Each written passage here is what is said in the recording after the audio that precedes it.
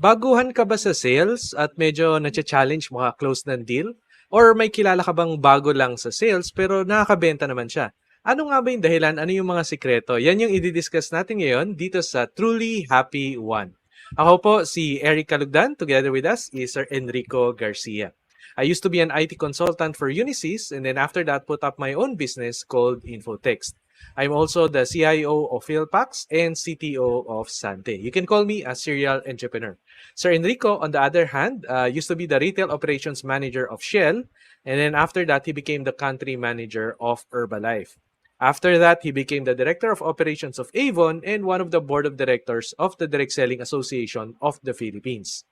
Now he is a mindset coach and also the director for international operations of Sante. Ayan. Welcome po everyone sa ating Truly Happy One. We do this every Saturdays at 5 p.m. via Facebook Live and YouTube Live. And before we go to our main topic for today, let us know where you are watching from. If you are watching from Mandaluyong, type nyo lang dyan sa comment section sa baba, watching from Mandaluyong. Or kung kayo nasa Dubai, type nyo dyan sa chat sa YouTube no, na watching from Dubai. Also, send us your questions or feedback. This is an interactive session for today.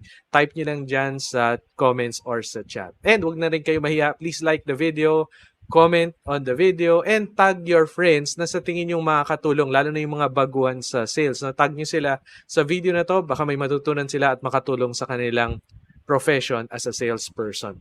Also, you can share this video to your wall and subscribe na rin para wala kayong ma-miss na mga episodes natin.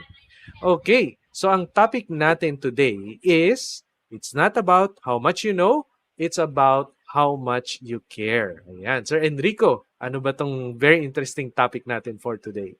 Yeah, good afternoon, Eric, and good afternoon to our viewers. And hindi naman to bago. Malamang narinig nyo na to.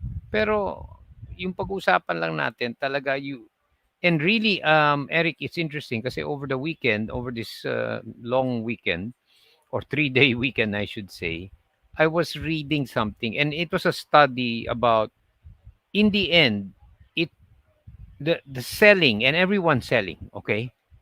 And maybe our viewers may not, but everyone is selling. It's another word for you trying to make the other person see your perspective or point of view.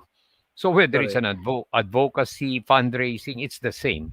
You're Kahit sa selling. interview, di ba? Interview for work. You're You're actually selling selling yourself, di yourself. ba? Yes, you're Oo. selling. Everyone is. They'll say, "No, I'm not." No, you are. Whether you like Mhm. it or not, you are. Right. You can call it some other name, but you are. Right. So anyway, and one of the things that study really, after a long, long study, what makes those that are successful, aside from, they're driven and all that, Mhm. it was one word that translated into the sale. It was likability. The way you treat people and the way they feel with you. So kasama syempre Mhm. yung trust, you know, they trust on the basis of how you package yourself. Mhm. Talagang importante yun eh. Like it or not, yan talaga. You're more likely to buy from somebody who either shows the same interest or the same kind of thinking and presents him or herself appropriately. Diba? Mhm. Hindi naman kailangan name brand, but yung may dating, as we call it, diba? Mhm. Yung, Presentable. okay, oo, yung Oo. maayos, diba? So, Correct, correct. like it or not, we're influenced by that. Mhm. Diba? Kahit tayo, Correct. Eric, pag Yes. meron lumapit sa atin, maganda yung presentasyon, yung pagkaano, you're more likely, 'di ba? Yep. Lalo na pag magaling, pag talagang aral. And we'll talk at least three key findings by a fantastic author on this concept, no? There are Mhm. six actually, but we'll just talk of three. And so it's really about kahit tayo, when someone goes out of their way and we're asking about a product, whether online or offline, and it really shows us that they care about finding out ano ba yung gusto natin or what are we trying to solve, then we're more interested in that. In Mhm. fact, I'm sure, Eric, you've experienced sometimes na hindi ganun kagaling yung kausap mo, pero yung ano niya is, you know what, I don't have the answer to that, but let me get it right now. Correct. So, the person saying, hindi ko alam yung sagot, pero makikita mo, na gusto niya talagang pagsilbihan ka based dun sa pangangailangan mo. Kaya talagang totoo 'to, 'di ba? About it's not how much you know, but really how much you care. You keep, contact. You're really listening into the person, 'di ba? That's what's Correct. more important. O sige, let's show the quick slides because this is a short session. It's straight to the Yes. point. So go. Sige. Next slide. Hello Yeah. muna, sir, kay Melanie Longno watching from Antipolo. Ayan. Maraming And salamat, also, Melanie. Isa Biaga watching from Imus, Cavite Wow. naman. Wow, from Imus, Salamat. Cavite. Salamat, Ayan. Isa. Yan. Okay, so first slide. Ayan. Right. So, ang ganda, kaya ko pinili to, Eric, kasi often, iniisip natin, kailangan marami akong alam. Di ba? Madalas natin marinig yan, di ba? When we're Correct, showing correct. sa Or pag alam pag-aaralan ko ko, na. Pag oh, alam ko na. Ganun. pag-aaralan ko yan, di ba? It's all cerebral, meaning rational, di ba? Hmm. Pero sa totoo lang, tayo, consumer rin tayo eh. We buy with that second image, which is the heart. Hmm. Pag nafi-feel natin, nararamdaman natin na talagang sincere yung kausap natin na gusto tayong tulungan, you will gravitate towards that. Tama ba, Eric? Tama. 'Di ba? Kadalasan yung sobrang maraming alam pero hindi mo naman nararamdaman na talagang tinutugunan yung gusto mong ma-solve or yung Hmm. hinahanap mo. Siyempre hindi rin buo yung ano mo, 'di ba? Oo nga, marami. I've been with that. Alam nila yung features, ganyan. Pero parang you don't feel the care. It's Hmm. hard to describe it, but you feel it, right? When somebody Correct. genuinely cares, di ba? And that's what pulls you in or attracts you or that person influences you in a more powerful way. So all Hmm. we're saying here is focus on show your customer, your prospect, your friend, or whatever it is that you truly care about his or her need. 'Di ba? Put Hmm. your phone down, don't use your phone while you're talking to them. Eye contact, really listening, 'di ba? And Correct. then really understanding. Yun yung eventually they'll walk away with the sale. Yep. Definite yun, 'di ba? Okay. So the next slide Importante is talaga yung dalawa. Trust and likability. Para definite. Yeah. magsabi ng yes ang prospect. Correct. Ayan. Correct. Si Buena Fe Frias is watching from Mandaluyong. Ayan. Thank you Ay, po for watching. salamat, buena fe. Also, So, si Nika Lawag is watching and si Mama Edith Kalugdan is watching. uy, Thank you wow, po for Tita watching. Edith, kamusta? Oo, good, thank you for watching, 'di ba? So, yan yung Next ano, slide. Eric. It's just a, it's just a visual na focus on, 'di ba? That you care about the person. And that means you're listening and that means you're focused on ano yung importante sa kanya. Hindi yung quota mo or yung agenda mo na mabentahan or madaling sabihin yun yung Oo. resulta mo. Pero you communicate that in your tone, in your stance, in your patience, or the lack of it. Tama ba, Eric? Mm. Tsaka yung Di ba? hindi lang kailangan mong sabihin tong part na 'to ng presentation. May mga Correct. gano'n, eh, yung Oh, mapapansin mo na super scripted yung presentation na, "Teka muna, tapusin ko muna 'to." Parang parang gano'n. Hindi niya exactly. talaga ina-absorb muna ano ba talaga yung need ng client, 'di ba? Ano ba talaga yung need ng prospect, and tweak the presentation based on the need mismo nung client, 'no? Parang Co- nagiging masyadong scripted siya. Correct. And ikaw, Eric, 'di ba, in your product, 'di ba? So I remember many times, 'di ba? You first listen, oh sige, what problem are you really wanting to solve, 'di ba? Correct. Let me really understand and appreciate it. And then, give you advice. You know what? Maybe yeah, don't buy first this one because it's a huge, maybe we can try it first small scale. See, it's it's not the no, it's you showing that you care about them. You don't want them to spend unnecessarily. You want them to first test it and so that put a little money behind it but not commit to it full time. It's when you make them feel that they become ong galing, okay to. And then immediately they'll make a decision. Tama ba, Eric? I'm sure Yes, you sir. Opo. Yes, you've yes. done. Eto, si Philip ko is watching also, and we also have watching from QC because we care too, sabi. We care Kilala from ko ata QC. 'to. In fact, Oo. opo, ginagawa ko rin 'yan before, no. Kasi dati nung mga circa before 2007, no, uso yung, di ba, pupunta ka sa client side, tapos set up mo yung laptop, magpe-present ka, set up mo yung projector. So may lull time, na waiting time while preparing for your presentation. So ang ginagawa ko, before ako mag-start ng presentation or habang kinakabit ko yung mga wires, siniset up yung projector, etc., tinatanong ko yung client kung meron na ba silang idea sa nila gagamitin yung SMS platform, ano ba yung need nila mismo, bakit nila naisip na tawagin ako for a meeting, no, to present about infotext, para alam ko rin ano ba talaga yung need nila, ano ba talaga yung requirements ni client, para ano mo yung ma-hit yung target talaga. Hindi yung basta lang meron kang prepared presentation or meron kang prepared speech na kailangan gawin, basta ka na lang present, di ba? So ako napansin ko mas effective yung gano'n na setup. Right. And that's why you see how many clients do you have until now, 'di ba? Yeah. And they matagal na 'yun. It's the same Mm, number, 'di ba? Ibig sabihin they're correct. staying with you Mm, because you show them that you can, and not just show, you make them really feel, 'di ba? mm, Na you take their, their welfare in parang it's like you, 'di ba? So you correct. look after them, 'di ba? And that's what people will say yes to. Kaya importante talaga 'yan, 'di ba? So okay, I was talking about an author who himself was a victim of all this, and that's what led him to Aha, to experiment himself, 'di ba? aha, Participant siya and observer na bakit nga ba ako na lulure nung ibang magaling na marketer? What are the aha, how are they able to get me to say yes, 'di ba? And he found out that there were six backed up by social and psychological experiments in mhm, the field, di ba? To mhm, validate, di ba? So this is not just somebody in his insights, but it's backed up, no?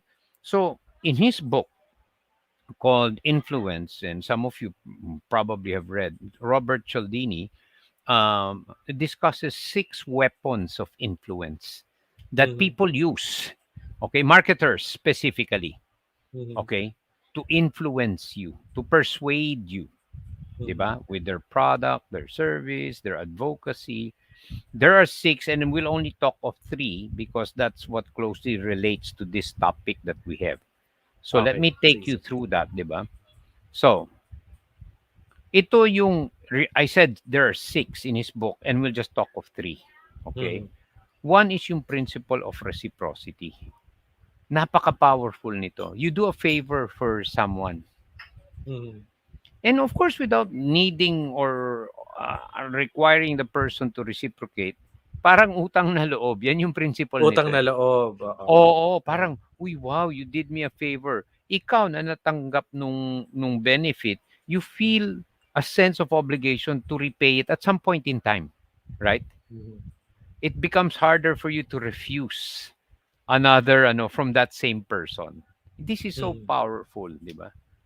And then the other one is ito yung sinasabi natin, yung likability. And yung topic niya sa liking, nandun lahat, yung physical attractiveness, malaking bagay yun. At saka meron din yung similar thinking, similar values, beliefs, di ba? Siyempre, you're more likely to, you get to like someone who kind of shares the same, di ba? mhm, Thinking, your belief system, di ba? Your values, di ba? And then social proof is another powerful weapon of influence. Meaning, oh, si ano gumagamit niyan, somebody that you value, di ba? The whole idea behind social proof is, oh, if many people using it, then it must be good, parang right? sa mga endorsers, parang gano'n sila. Correct. Correct. Oo, lalo na kung marami silang followers. Uy, Mhm, there are already 20 million people using this. So ikaw, hmm, you're wired, okay, malamang naman 20 million people are not wrong. Doesn't oo, necessarily mean it, di ba? But aha, your mind has to make shortcuts. Eh. mhm, It looks for these things to make shortcuts to the decision-making process. And these correct. are the shortcuts. So pagka may social proof, uy, marami nang gumagamit nito. Alam mo, okay, ito si ang gaan kausap, pareho yung aming it makes the process of deciding shorter. Mhm, But in the hands of a skillful marketer, of course, they're using that on you, right? Mhm. skillfully, 'di Correct. ba? So nai-influence ka, 'di ba? Hmm. And the way they express it, either when they're very good and they understand this really well, is they show you that they really care about you, and more often than not, they really do. Mhm. And when they show you that, you notice, ba't ba ako nag-yes dun? Instead of me just saying, kailangan ko ba talaga yun? Or ang ganda lang nung pagka-present sa akin, it was the total package. It wasn't just the product. The product is not just the physical thing. It's the Uh-huh. whole thing, Eric, the whole experience, Correct. the whole journey, di ba? Mm. How you were processed, how were you, how you were, spoken to, paano create yun. All of that Mm. is not by chance. All of Hindi that lang dahil is, sa presentation, hindi lang dahil sa maganda no, yung laptop or yung cellphone, 'di ba? Yung yeah, iba gano'n, eh, naghahanap muna ng tools, 'di ba, before sila magsimula na magbenta. Pero hindi hindi 'yun, eh, hindi 'yun yung no, pinaka-reason, 'di ba? right. So you put all these things together, and they're that's why they're weapons of influence, di ba? The Mm. other three are authority, scarcity. Yung, di ba, we're Mhm. more interested, yung fear, yung FOMO, di ba? Correct, That's correct. more powerful than, receive the reward of a gain, Mhm. di ba? We are wired na pag sinabi mong, only for today, or a few stocks left, di ba? Mhm. That's the principle, 'di ba? Scarcity, authority, 'di ba? And then yung isa is yung Correct. commitment. So yung tatlong yun, really, when done very well, it really shows how much you care. And that's what Mm. people say yes to. Correct. 'Yun ang nagpo-produce ng results. Yes. Yeah. Kahit tayo, bumibili tayo, ganyan, 'di ba? Yeah. Sabi ni Buenafe, giving after-sales service or warranty to your products or service is a way to show that you're not just going for the sale, but you care to help for the product to long serve its purpose. Correct. Of course, Tama. yeah. Yeah. Yeah. The product, like I said, is not the physical thing lang. The product is the entire experience. That's what people don't, or maybe forget. Mm-hmm. The Correct. product is the entire experience of the customer in Mm-hmm. dealing with you, which Correct. involves Correct. the product that you were interested in, but it's the totality. Yep. Diba? Ayan. Sabi ng isang Facebook user, sabi, it's EQ now over IQ. Of course, diba? Correct. And yun nga, in fact, it's so powerful. Even if you didn't know the answer, diba? I'm sure all of us have purchased from someone. You know what? Yeah, I don't have the answer, but hold on, right here. Hold on, let me get that for you right now. Yep. Oh, yeah, okay. Tsaka That's hindi siya literally, nag-a-assume. Yung yeah, importante, huwag mag-assume. Kung hindi mo alam, sabihin mong hindi mo alam. And tanungin mo yung person na alam, di ba? Yung alam yung tamang sagot, na final right. answer. Okay lang naman sa client yun eh, di ba? Na Yeah, nasabihin mo na, wait lang po, tatanungin ko, or i-consult ko, or call a friend ka, di ba? Hindi naman yun negative points sa client. Ang pinaka-importante is you're honest, no? Hindi yung ina-assume mo lang na ina-assume mo right. waived yung processing fees, yung pala hindi ka sigurado, napaabono ka pa Exactly. tuloy, yung mga ganun, di ba? So, don't Exactly. assume, tell the customer what you know. If you're not sure, tell the customer na i-confirm mo pala. Di ba? Yep. So, ganun Yep. dapat. Yep. Yes. Ayan. And Si it's yun Philip nga. ko, Yeah. yeah, watching from Oh, hi, Manila, Philip. sabi niya, Hmm. I watch from YouTube kaso may advertisement so I switched to Facebook. Ba, may advertisement na sa YouTube, ha? Aba, Ayan. Yes, sir. Eric, Sinasabi niyo okay. po. So, yeah, it's very simple. It really boils down to that, di ba? Because you really feel it from the person that they genuinely care. They're very switched on or engaged with you. They're Mm. really focused on you. You feel that. Mhm. And when you Mhm. feel that, you're willing to, di ba? Sure, sure, okay, I'll wait. Correct. I'll wait. It's okay. It's okay. Nakikita mo, nagmamadali and really trying to that because you've been made to feel that the person really cares, that they want to Mhm. give you the answer, di ba? That they're not just, it's not a task na para Mhm. ma-cross out mo lang na nagawa ko na to, ha, di ba? No, no. Ito Correct. yung caring part. Ito yung missing in most customer service today.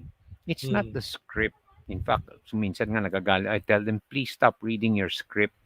Oo, Kasi yung mapapansin mo, eh, oh, kapag layo, scripted eh. yung presentation, eh. Out of context, eh. Ang Oo. tinatanong ko ito, ang sagot sa akin, sabi ko, "Please stop reading the script."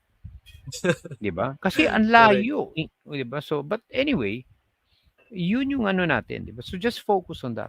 If you just focus on, I really want to help this person get what he or she is trying to solve or, looking for, I can tell you, even if you didn't know anything, you will most probably very high chance that you will get that sale because Correct. it's when they know you care about them, they will want to deal with you. And that's Yes, it, ayan. basically, Eric.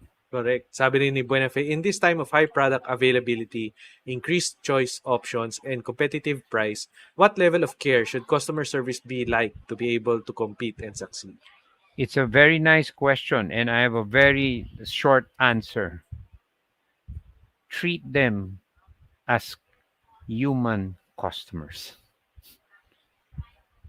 genuinely.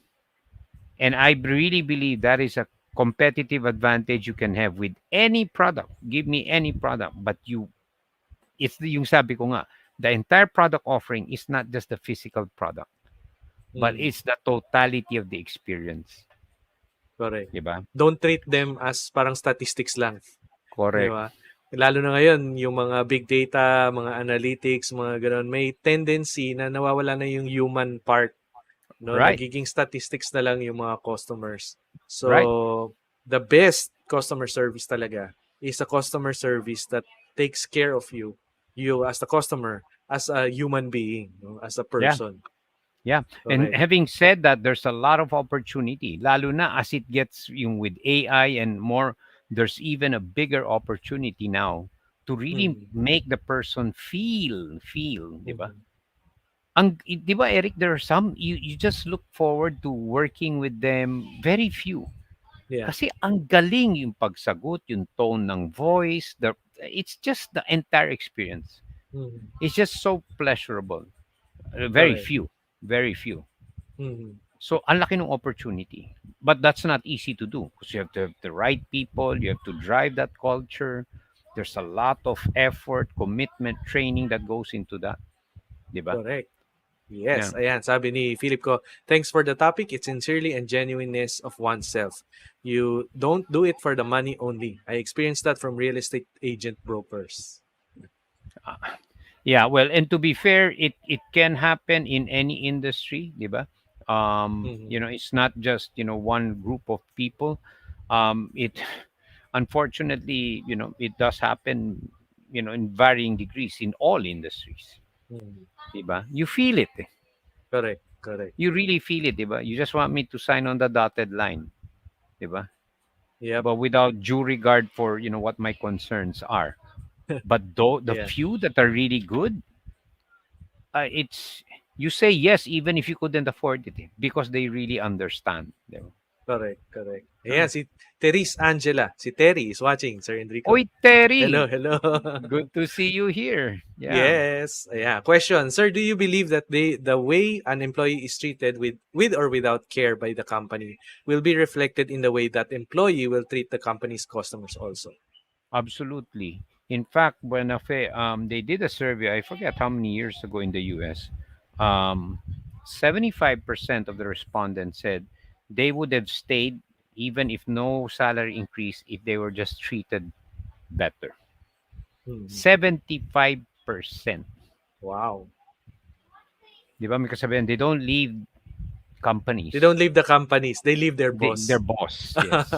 Oo, oo. Yes, Correct. yes. Yeah. So, it's the Very same. important. Yes. So the way we take care of our customers should be the same way we take care of our employees. Kasi may trickle effect siya, 'di ba? From In our employees to our customers. In fact, Eric, si Richard Branson, customers Mhm. aren't first, employees Mhm. first. Mhm. For him, Yeah. his employees first. Kasi Tapos nga, ang nagre-reflect thinking siya, niya, correct. employees to customers. Kung hindi mo ititreat yung employee mo, anong ipapakita ng employee mo sa customer? Correct, correct. Yeah, isa pang question dito, sir, can we say that customer service or customer care is not only a department within the company, but a culture of attitude? I mean, absolutely. Everyone is in customer service. Correct. Everyone. All departments. CEO all the way down. Yep. Di Yep. ba? Correct, correct. Ayan. So, ang ating question sa ating mga viewers. Ayan. So, what are your takeaways for our topic today? Ako, ang aking takeaways would be one, very important that you are likable. People should like you and trust you so that you get the deal, no? You get the sale, no? And for you to be likable, you have to be laser focused, no, on your presentation na it should show that you really care for the needs of the customer. Na alam mo ano ba talaga yung needs ng customer and you have the solution to solve that problem of the customer. You have to focus on helping the customer or give value to the customer. Hindi lang yung basta gusto mong makabenta or gusto mo lang mag-present, yun lang gusto mong tapusin yung presentation tapos that's it, no? Parang another statistics lang yung customer. Pag gusto niya din, yeah, hey, pag ayaw niya din, okay, goodbye, no? Hindi ganon. We have to treat each and every customer as a human being, no? Na merong emotions din, na merong needs, na kung tayo yung merong solution, then good, no? Then you get the deal. You get a yes. Yun. So that's my takeaway. Kayo, Sir Enrico, any takeaways? Yeah, it's what Eric said, and really just it's very simple when you think about it, diba? It's the golden rule, diba? Do Mm, unto others what you would have others do unto you.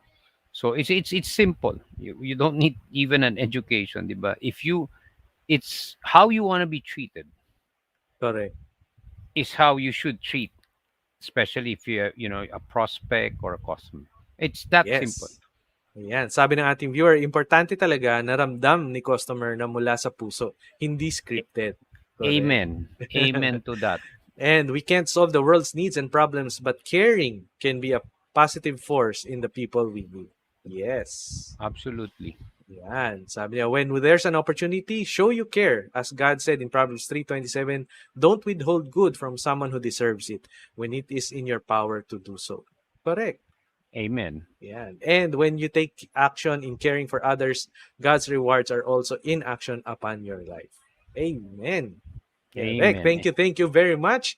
And our topic next week is look smart or be successful. Anong konting intro, sir, dito sa ating topic for next week? Okay. Ito maganda to kasi this is linked to we're more concerned with looking smart, so kumbaga avoid failure at all costs. 'Di ba? Mm. Kasi may stigma 'di ba? Pag may failure, ay naku, hindi magaling. Ay naku. Mm. Yet if you study the most successful in different fields, it's the opposite. These people accumulated and embrace failure in ways that maybe the average Filipino would, oh my goodness, parang talunan yan, paano naging ganun yan? Yet, Paano naging successful? oh, Correct. it's funny, we say, paano naging successful yan? Guess what? That's the irony. You're wondering how? It was because they weren't scared to fail. They're more interested to learn than instead of looking smart for one brief moment. Very interesting, di ba? We like to Yes, look very smart. very interesting topic and make sure na wag niyong mamimiss yan. Join the Truly Happy One Facebook group. Nasa link nitong video yung link papunta doon or subscribe sa YouTube para hindi niyo mamiss yung episode na yan. Okay. So let's end our episode with our usual Panatang Makabayan. Taas po natin ating kanang kamay at bigkasin ang Panatang Makabayan. Iniibig ko ang Pilipinas, aking lupang sinilano. Tahanan ng aking lahi, kinukupkop ako at tinutulungan upang maging malakas, masipag at marangal. Dahil mahal ko ang Pilipinas, diringgin ko ang payo ng aking mga magulang. Susundin ko ang tuntunin ng lipunan. Tutuparin ko ang tungkulin ng mamamayang makabayan. Naglilingkod, nag-aaral at nagdarasal ng buong katapatan. Iaalay ko ang aking buhay, pangarap at pagsisikap sa bansang Pilipinas. Maraming salamat po and we'll see you again next Saturday, 5 p.m. dito sa Salamat Truly po. Happy